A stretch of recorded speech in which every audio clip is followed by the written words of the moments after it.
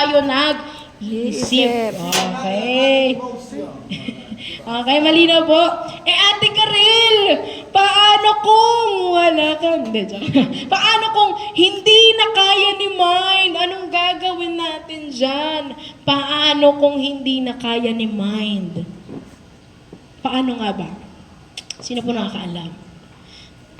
Sabi mo, Ate Karil, bababa ang emotion, mag-isip ng bagay para tumaas si mind. Ate Karil, paano kung yung sobra ng tindi ng sitwasyon, anong mga sitwasyon na meron ka, kapatid, na kung saan hindi na kaya ni mind, hindi mo na mapigilan, di ba? Just pray. Amen. Call on the Lord. Call unto the Lord. Okay, pag-usapan natin yan. Tama po yung mga bagay na yan. Ito mga kapatid, maging attentive tayo ngayong oras ito, okay? Pakinggan natin ano yung gusto sabihin ng Diyos. Ito pong bagay na ito, pag hindi na kaya ni mind, which is naaangatan na ni emotion, na nakapaloob siya kanino? Yung mind and emotion, nakapaloob kay soul. We have this. Spirit. Okay. So my question is, ano yung ginagawa ng Spirit? Alam niyo po, ang Spirit natin, Spirito nating mga tao, ito po ay sisidlan, lagayan, na walang laman. At meron lang pong dalawang bagay na pwedeng tumira dito o ilagay. Ito po ay ang Holy Spirit or unholy spirit. Sa Tagalog, it's either banal na spirito or hindi banal, mas pababawin pa natin, marumi na spirito, mas pababawin pa natin, makasalanang spirito. Mas pababawin natin, espiritu galing sa kaaway, sa demonyo. Dalawa lang po, it's either ang Holy Spirit, diba, the third person of God, or ang unholy, hindi banal na spirito, marumi. Diba? Yan lang po ang pwedeng manirahan sa ating espiritu. Tayo ay sisidlan na po, our spirit is empty, mga kapatid. Kaya po dapat, sino ang naninirahan? Si Holy Spirit na po. Ang mind mo, kung hindi na kaya ni mind. Sasabog na. Eto na. Kung meron kang paninirahan ng banal na spirito, He will intervene and do His job. Amen? Nandun ka sa sitwasyon, Lord, di na kaya ni mind. Pasok ka na, di ko na kaya to. Diyan papasok si free will, okay? So, maya, medyo matatakal din natin yung mga bagay na yan. So, ayun, kung hindi si Holy Spirit daw ang nakatira, ano sabi daw, unholy, the evil spirit, okay? So, tingnan mo yung katabi mo. Tingin lang. Ayan, si Holy Spirit, or ano, sama ng tingin. Biglang umite, para mukhang Holy Spirit din. So, sorry. So, mga kapatid, si Holy Spirit po ay ating personal advocate. Siya ang ating personal counselor, advisor. Okay? So, basahin natin to sa kanyang salita. Pakibasa po. Ayan. Mula sa Juan chapter 14, verse 26. Ngunit ang patnubay, ang Espiritu Santo na isusugo ng Ama sa pangalan ko, ang siyang magtuturo sa inyo ng lahat ng bagay at magpapaalala ng lahat ng sinabi ko sa inyo. The Holy Spirit is our personal advisor. Mga kapatid, nung si Jesus Christ po, ginawa niya yung pinagagawa ng tatay natin, ng Diyos Ama, siya ay nabayubay sa krus, naparusahan para sa ating mga kasalanan, namatay at nabuhay muli at umakyat, diba, sa trono ng ating Diyos. Sino yung bumaba after niyang tumaas? Si Holy Spirit, okay? Binigay siya ng Diyos para nang sa gayon, wala na si Jesus sa lupa, pero nandito pa rin yung presence niya, which is si Holy Spirit. Mga kapatid, let this be clear sa mind natin, sa puso natin, sa pagkatao natin, that the Holy Spirit isn't just atmosphere. Hindi lang siya force. Hindi lang siya yung kinilabutan ka, naiiyak ka, siya si Holy Spirit na to. Hindi. Ang Holy Spirit is God. Siya ay Diyos. Third person of God. Ate, ba't siya third? Pinakamahina ba siya? Hindi. Siya lang yung huling. Okay? Siya lang yung huling, yung trabaho niya. No? Para sa atin. Okay po? Makikita natin, although lahat naman siya talaga yun eh. Diba? The Father, the Son, and the Holy Spirit. Siya talaga iisa yun. Pero when we talk about the New Testament, diba? Ayan, the Father, diba? Andyan yun, yung talagang si Yahweh na sinasabi, diba? Ang Panginoon. Pero nung na New Testament naman, anong meron doon? Si Jesus. The life of Jesus, diba? Tapos ngayon, wala na, afternoon, eto na, si sa Book of Acts, diba? Book of Acts, andito na si Holy Spirit. So hanggang ngayon, mga kapatid, amen? Tayo ay sinasamahan ng banal na Espiritu. And take note of this, mga kapatid, magkaiba ang kilala si Holy Spirit sa pinaninirahan ng banal na Espiritu. Okay po, magkaiba po yun ha. Maaring kilala natin, pero hindi siya nakatira sa atin. Sa spirit natin. We have to be clear with that, mga kapatid. Kailangan sure tayo. Nagkakaroon na ba tayo ng question, Ate Karil, nasa akin ba si Holy Spirit? Gustong-gusto kong malaman. Again, our Holy Spirit, diba? The Holy Spirit, anong tawag natin sa Kanya? Patnubay. Gabay. Tama? Patnubay, siya yung gabay natin. Siya yung nagsasabi, mali na dyan. Okay? Siya yung nagpapaalala. Take note of this, sabi doon siya ang nagtuturo at nagpapaalala. Hindi niya tayo ginagawang robot. Kasi part ng soul ay, ano yung pangatlo yung hawak ni Carl? Ay, ni Ate Vanji? Free will. Meron tayong sariling decision, mga kapatid, napakahalaga ng free will sa Diyos. Remember, Adan at Eva, di ba? Hindi niya ginawang robot ang tao. Hindi niya sinabi, dito ka lang, hindi. Binigyan niya ng karapatang mamili, maging malayang pumili para sa sarili. At meron ka nun. Meron tayo nun. Malaya kang mamili, ano yung gusto mo para sa'yo. Pinapaalala niya lang at tinuturo niya lang. Okay po? Nagigets po natin. So, Ate Karil, gustong-gusto ko nang malaman kung meron ba talaga ako ni Holy Spirit, meron ba talagang paninirahan ng banal na Espiritu sa akin. Mga kapatid, salamat at meron kanan sa mind mo. Kasi ang body, yung tatlong yon, body, hawak ni Brother Norms, ni Kuya Ayan at ni Kuya Mac, yung tatlong pong bagay na yun, the body, soul, and spirit, kung wala ang paninirahan ng banal na Espiritu, ikaw po ay kulang.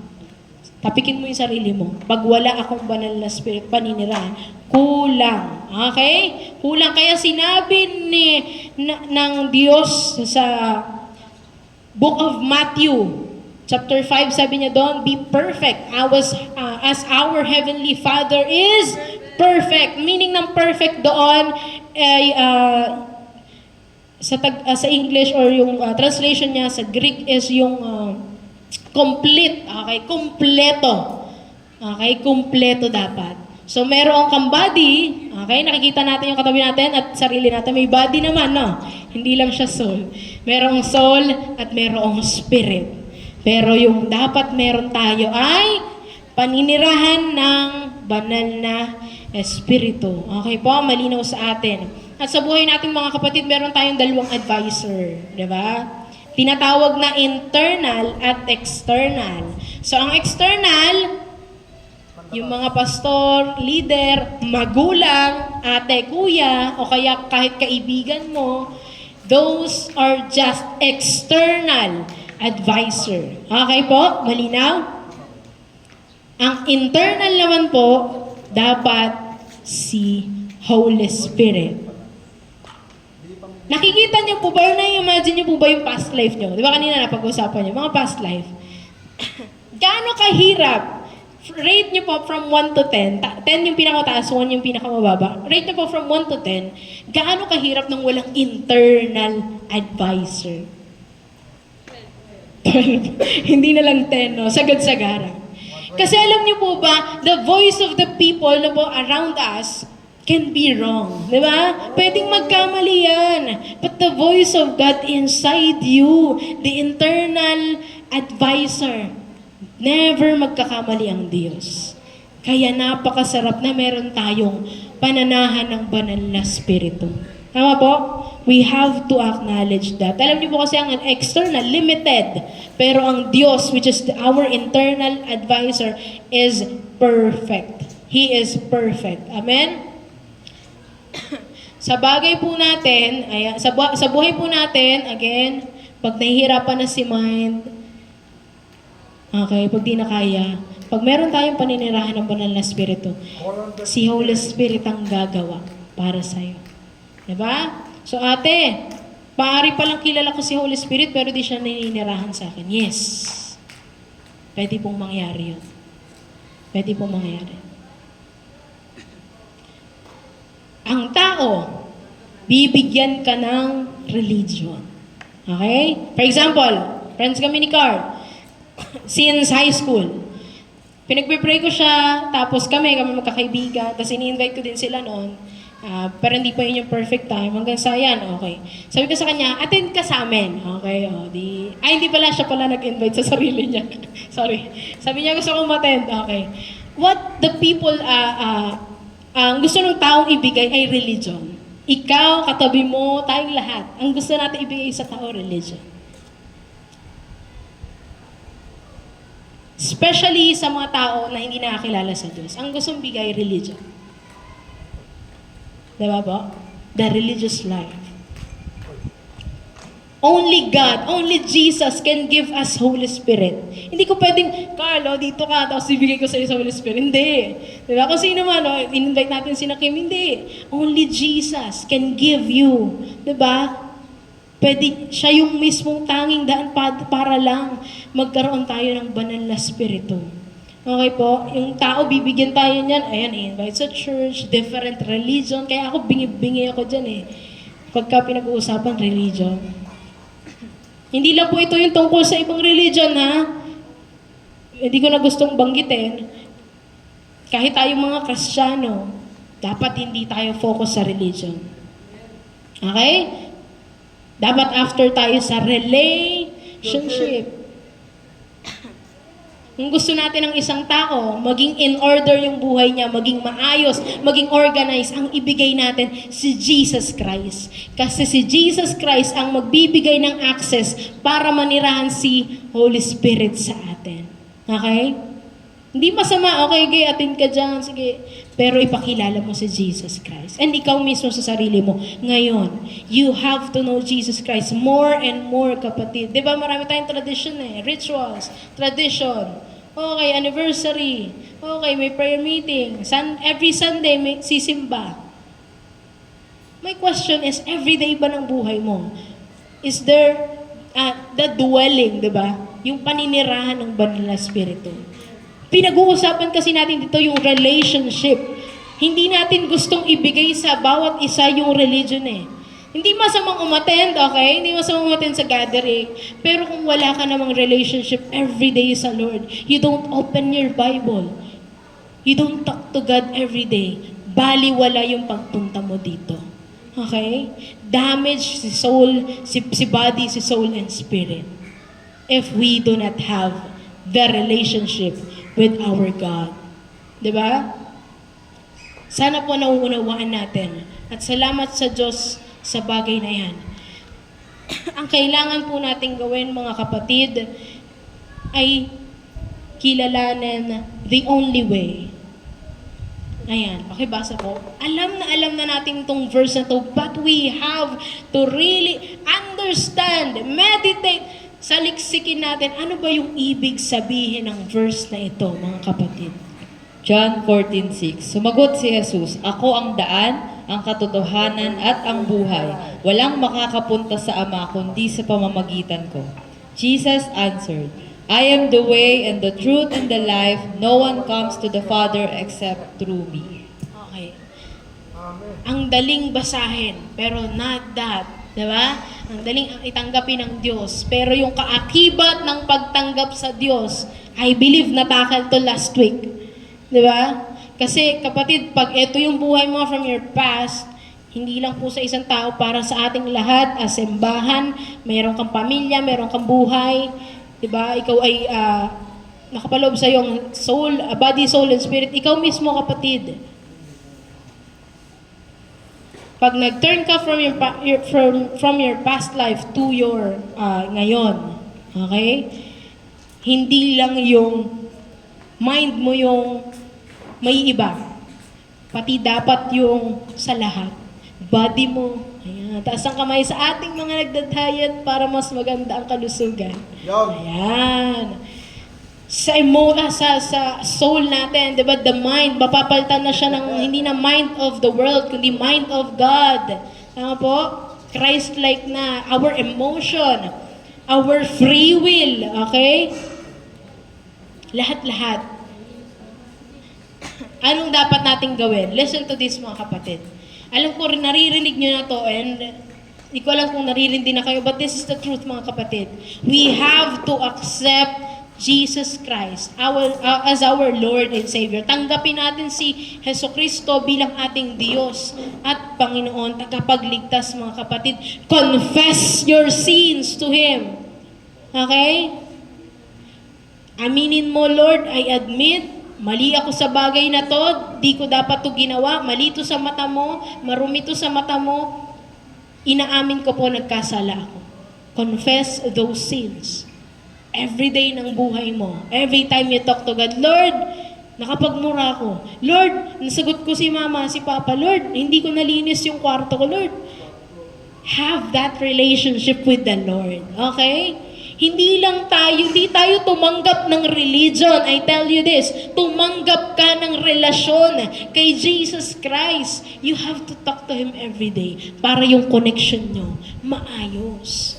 Diba? Hindi ate, yung friends ko nga 5 years akong hindi nagkikita Friends mo yun. Iba si Lord. Diba? He is our closest friend. Sabi sa song, my Savior, my closest friend. Okay? He is our closest friend. Dapat kayo yung close. Okay? We have to be clear with that, mga kapatid. Ano yung unang dapat gawin? Okay, di na natandaan. Anong unang dapat gawin? Accept Jesus Christ sa buhay mo. Okay? Pangalawa?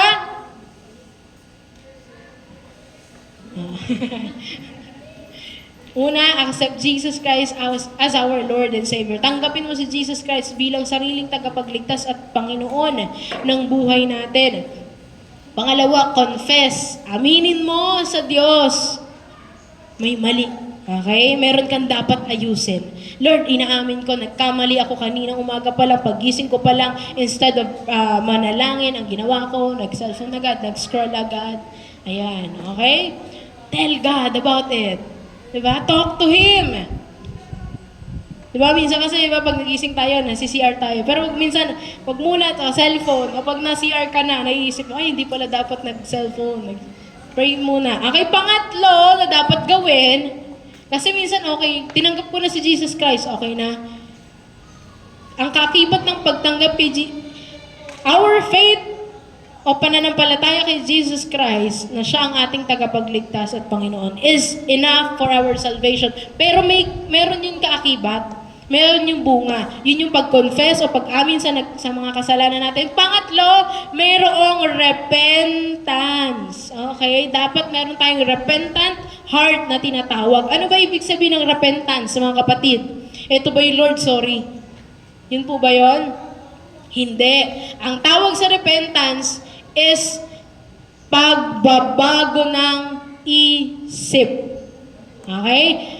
Pag sinabi mo, Lord, I repent, binabago mo yung isip mo. Okay? Ito dati, okay to sa'yo. Ngayon, hindi na siya okay. Ito dati, hindi to okay. Ngayon, okay na siya sa'yo. You get that? Yun yung tunay na pagsisisi. Ang tunay na pagsisisi, may pagbabago. Okay? Lalong-lalo sa ating isipan. At sa bagay na yun, ano nga yung tatlong bagay? Pag tinanggap natin si Jesus Christ, Pangalawa, pag inamin natin tayo may mga kasalanan, tayo makasalanan. Pangatlo, kung tayo ay nagrepent, di ba? The dwelling of the Holy Spirit, di ba? Sa atin. Hindi mo pwedeng patirahin ang isang malinis na bagay sa maruming sisidlan. Okay po? So tayo yun, mga maruruming sisidlan. And when we accept Jesus Christ, we confess, amin natin makasalanan at nagrepent tayo, the Lord will cleanse us. Nililinis tayo ng Diyos at patuloy pang lilinisin mga kapatid. Para nang sa gayon, maninirahan si Holy Spirit. I hope hindi maging cliche yung salita o tawag na Holy Spirit. I-emphasize natin yung holy, banal, hindi marumi, walang bahid na kasalanan. Diba? Dapat po malinaw sa atin. Siya ay maninirahan sa atin spiritually. Na po sa buhay natin, magiging maayos ang mga bagay-bagay kapag may paninirahan ni Holy Spirit. Diba? Kung magulo ka, siya ang sagot. No? Kung magulo yung isip mo, magulo yung buhay mo, magulo yung pamilya mo, yung trabaho mo ba yan, yung pag-aaral mo, your relationships, okay? O, yung wallet mo, ate, wala akong kagulo-gulo wala laman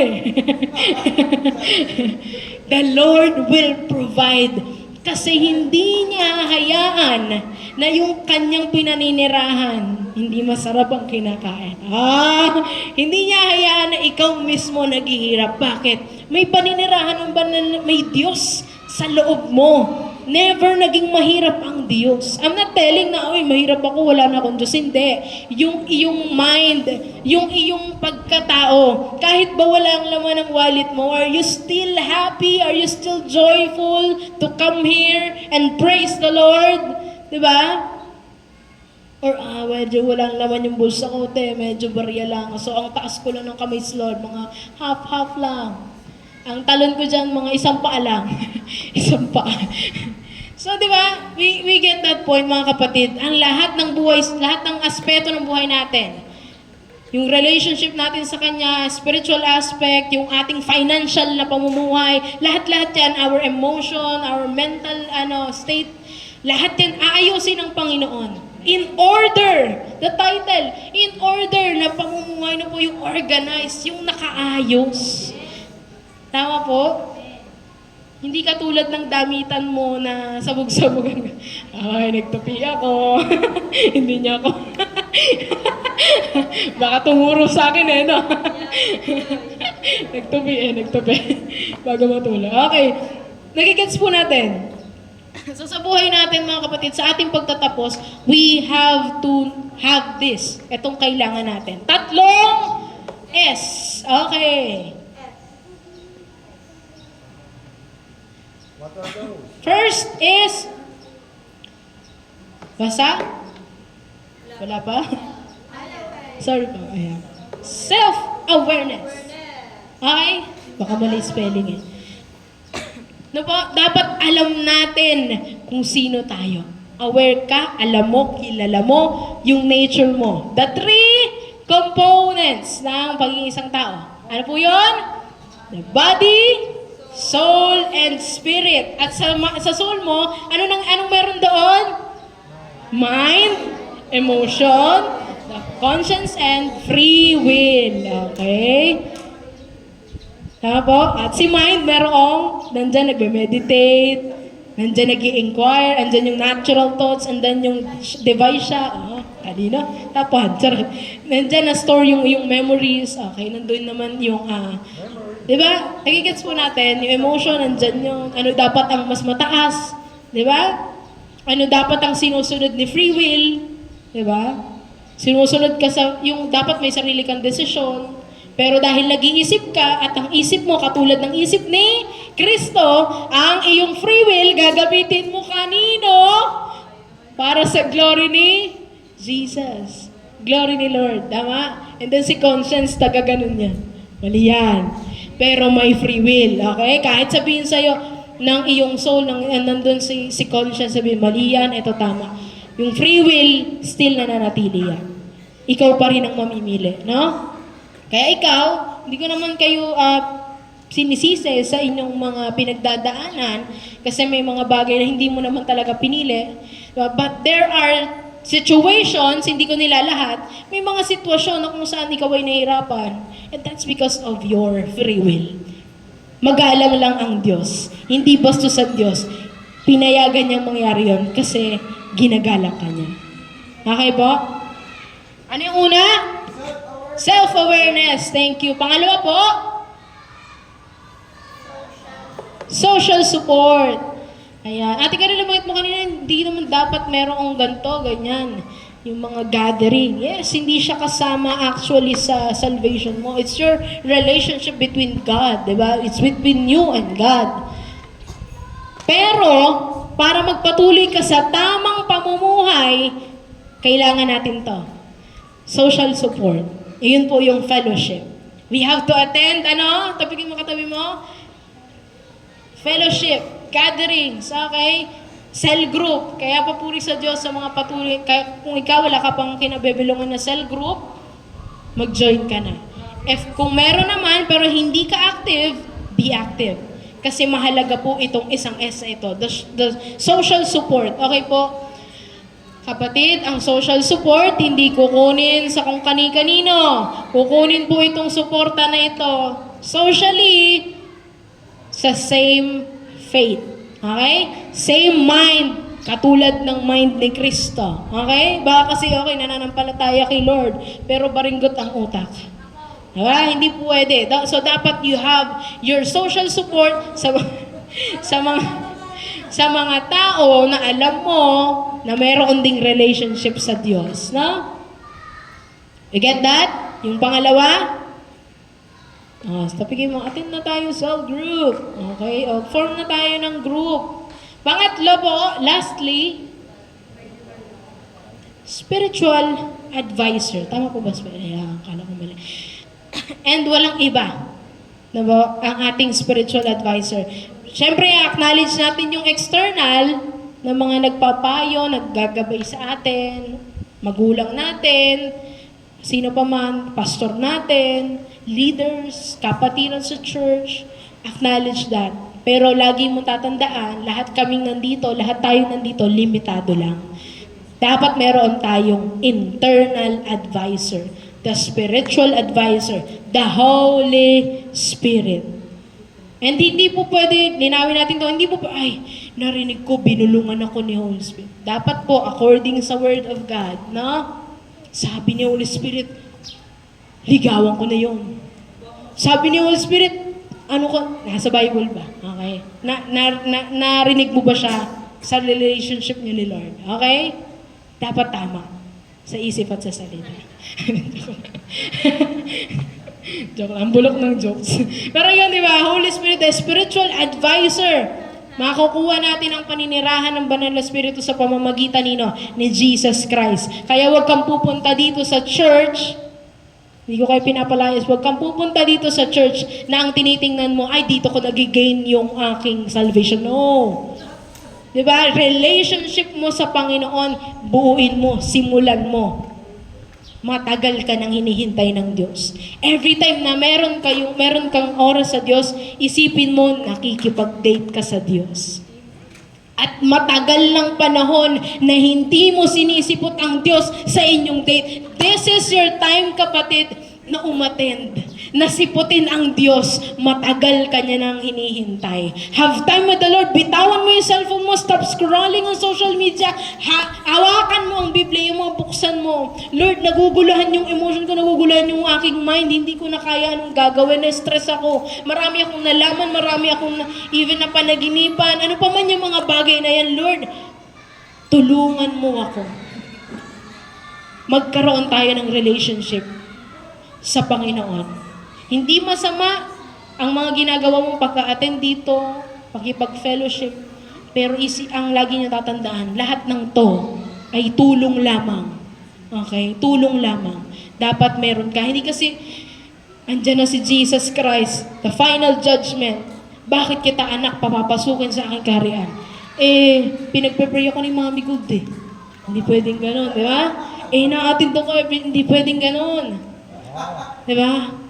dapat mayroon tayo ng Jesus Christ sa loob natin, ang paninirahan ng banal na Espiritu. That's why we are talking about ang buhay na maayos kasama si Kristo. Ano ko pong bawat isa na tumayo? Kung gusto mo ng kaayusan, anong gagawin? Paninirahan ka dapat ng banal na Espiritu. So as we sing this song, mga kapatid, I believe you already accepted Jesus Christ. Tama po, natanggap na natin si Jesus Christ bilang Diyos, Panginoon na tagapagligtas.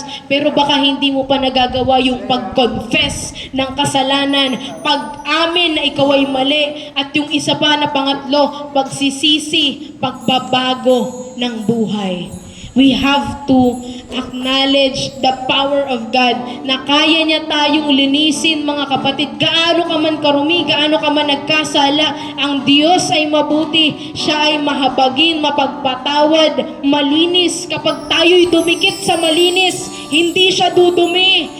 Tayo ang malilinis. Kung sa mundo, pag ikaw ay kumapit, ikaw ay malinis na bagay, ikapit mo sa madumi, ang mahahawa, yung malinis, magiging marumi. Pero sa Diyos, mga kapatid, ang Diyos ay banal. Kapag tayo ay lumapit sa Kanya, ikaw ang lilinis. Hallelujah! Maraming salamat, O Diyos, sa inyong buhay na napayubay sa krus. Nang sa gayon, kaya naming magkaroon ng access, O God, yung paninirahan ng banal na Espiritu sa akin. Tulungan mo